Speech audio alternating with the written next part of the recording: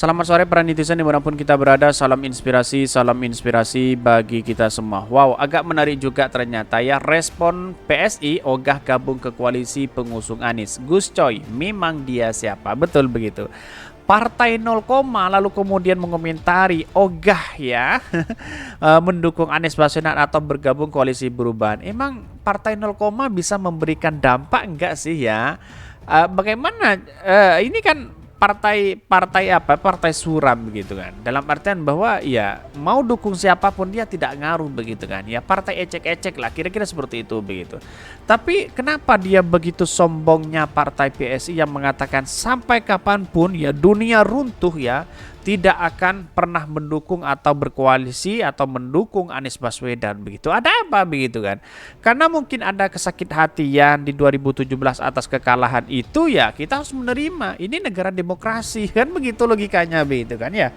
Kan aneh juga kepada mereka begitu yang mengatakan bahwa wah ini kacau begitu ya. Tetapi mari kita baca terlebih dahulu komentar-komentar netizen seperti ini. Ini komentar-komentar netizen, respon PSI ogah gabung ke koalisi pengusung PSI, Nasdem memang dia siapa? Betul begitu, tamparan keras begitu kan ya. Ya Helmi Filis tertawa begitu. Partai baru brosis yang nihil prestasi tapi bacot harga mati. Buat apa pula gabung dengan partai nggak jelas, cuman punya gagasan fitnah doang. Ya fitnah, mengkritik, ya menghina dan sebagainya begitu kan ya. Tidak punya visi untuk membangun bangsa begitu. Salah dengar PKS ngajak Sandi bukan PS ini. Pokoknya jangan sampai barang najis ikutan masuk meskipun dunia runtuh. Betul sekali ya. Ini saya bacakan pro dan kontra begitu. Sekutunya pasti membela. Hal wajar buat Nasdem ini. Sumpah gue demen ya banget loh statement sangat mewakili ya. Memang sama di SP dan dia PSI peserta pemilu 2024. Kalau ngeyel suruh tanya ke KPU.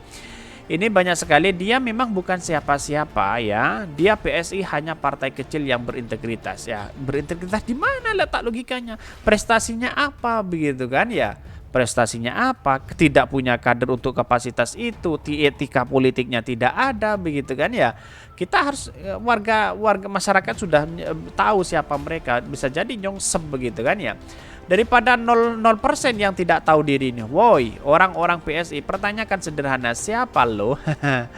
Kalau insya Allah berkehendak PSI akan jadi partai besar dan justru Nasdem yang akan nyongsep jadi partai guram. Semoga orang-orang PSI tetap istiqomah dalam memperjuangkan kebenaran. Iya, memperjuangkan kritik-kritik terus, tidak punya prestasi apa-apa. Kader-kadernya seperti itu, banyak yang keluar, banyak yang tidak betah. Karena apa? Karena tidak punya visi untuk membangun bangsa kita, perubahan bangsa kita, nilai-nilai demokrasi kita. Yang ada mengkritik, menyalahkan, itu aja partainya begitu kan ya. Kan begitu logika kita begitu ya. Ini pede banget ya ini. Partai kecil diisi anak muda yang tidak pernah mau belajar di negarawan ya. Ayo banyak membaca dan belajar dari pengalaman para tokoh yang baik dan benar-benar yang berkontribusi positif untuk bangsa kita ya. Ya betul sekali begitu. Jadi sombong entar nyongsep ya, bisa jadi seperti itu begitu kan ya. Mantap PSI wajib kita dukung. Dan dengan angka di bawah 5% Nasdem itu artinya apa? Wah, tidak ya minimal ya 4% begitu kan ya. Kalau 0% ya 2% lah masih dilirik ya. Kalau 0% ngapain begitu kan begitu ya. Bisa saja dan nyongsep begitu kan, tidak lolos begitu ya. PSI adalah partai baru berdiri yang langsung mengalahkan Nasdem di Pilpres di Pileg Jakarta 2019-2024. Partainya kaum nasionalis muda Jakarta. Wow, dia tidak membaca sejarah dan data begitu, aneh begitu kan ya. Tetapi mari kita baca terlebih dahulu beritanya seperti ini. Ini beritanya respon PSI ogah gabung ke koalisi pengusung Anies Baswedan. Gus Coy, memang dia siapa? Betul sekali begitu ya. Ketua Badan Pemenangan Pemilu Bapilu DPP Partai Nasdem Effendi Khoiri alias Gus Coy menanggapi pernyataan Wakil Ketua Dewan Pembina PSI Grace Natali yang menyebut partainya tidak akan berkoalisi dengan partai pengusung Anies Baswedan. Grace beralasan bahwa politik identitas yang membuat PSI tak mau bergabung dengan koalisi perubahan. Yang memainkan politik identitas pertama kali siapa begitu kan ya, bukankah Ahok kan gitu logikanya begitu ya. Memang dia siapa? Mas Anies jelas nasabnya, cucu pahlawan nasional, kata Gus Coy dalam keterangan tertulis yang diterima oleh KBA News. Menurutnya istilah dan narasi politik identitas selama ini disematkan kepada Anies hanyalah framing dan retorika dari kaum nasionalis sekuler. Ya, wow, betul sekali begitu ya. Ya, kalau membaca narasi-narasi seperti ini ya wah, pasti paham lah bagi siapa PSI begitu ya. Dia menegaskan bahwa ya di Indonesia tidak ada tempat bagi kaum nasionalis sekuler. Indonesia tetap pada falsafah Pancasila harus menjadi kaum nasionalis religius ya. Indonesia kata dia adalah negara Pancasila yang dimana terdapat nilai nasionalis, kebangsaan dan religius. Negara Pancasila bukan negara sekuler dan nanti nilai-nilai agama. Gus Coy mengatakan nilai-nilai agama dan politik adalah suatu hal yang tidak bisa dipisahkan, tapi harus bersinergi dan berkolaborasi. Politik dan negara-negara tanpa nilai-nilai agama akan menjadi lumpuh dan menjadi sekuler. Ini berbahaya untuk Indonesia. Sebelumnya Partai Solidaritas PSI menegaskan tidak akan bergabung ke partai koalisi yang mengusung Anies Baswedan menjadi calon presiden di pemilu 2024. Iya, argumen itu sebenarnya tidak menjadi masalah juga mau dukung atau tidak begitu kan ya.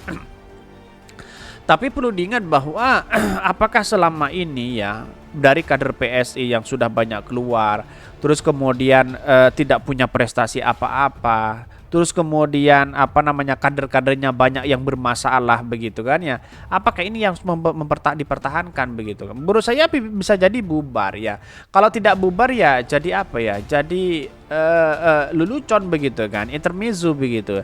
Jadi kalau tidak ada PSI saya rasa banyak orang yang tidak akan tertawa, apalagi seiring kalau mengatakan seperti itu pencitraannya luar biasa begitu kan ya. Mengkritik wah luar biasa tapi pekerjaannya nol begitu kan, prestasinya nol begitu ya. Kalau itu pasti tidak sih, meskipun dunia runtuh kita tidak mungkin, kata Wakil Ketua Dewan Pembina PSI Grace Natali di kantor PDPP PSI Jakarta.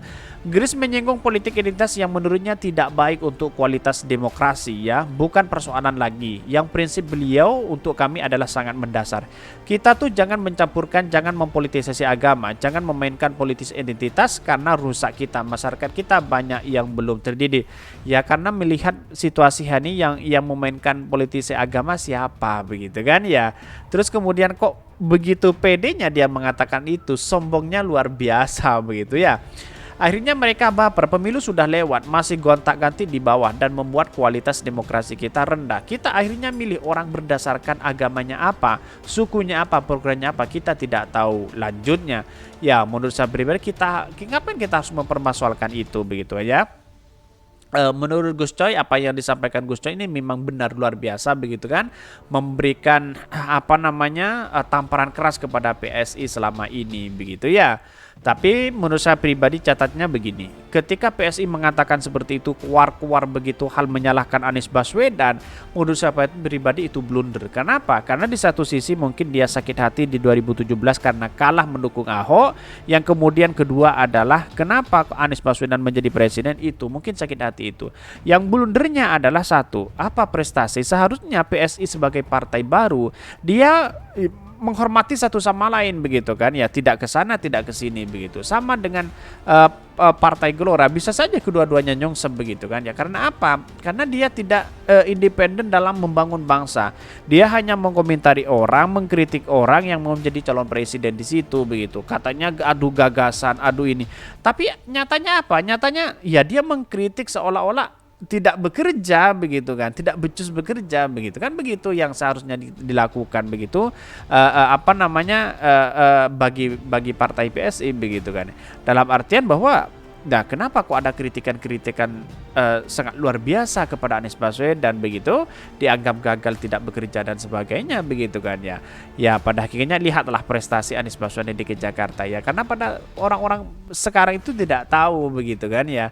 Ya karena hanya atas rasa kebencian dikritik habis-habisan. Apa yang terjadi? Yang terjadi adalah bahwa ya orang-orang yang di luar sana ya akan berspekulasi bahwa Anies Baswedan tidak bisa bekerja dan sebagainya. Tapi untung sekarang bermedia sangat cerdas begitu ya. Para relawan-relawannya sudah cerdas, di mana yang salah, di mana yang baik, di mana yang hoax begitu. Kira-kira seperti itu. Mungkin itu yang kami sampaikan. Tonton terus channel Khodari Podcast Rakyat ini karena ada berita-berita menarik dan viral setiap harinya. Salam para netizen, salam inspirasi bagi kita semua. Jangan lupa di-subscribe channel YouTube Khodari Podcast Rakyat ini.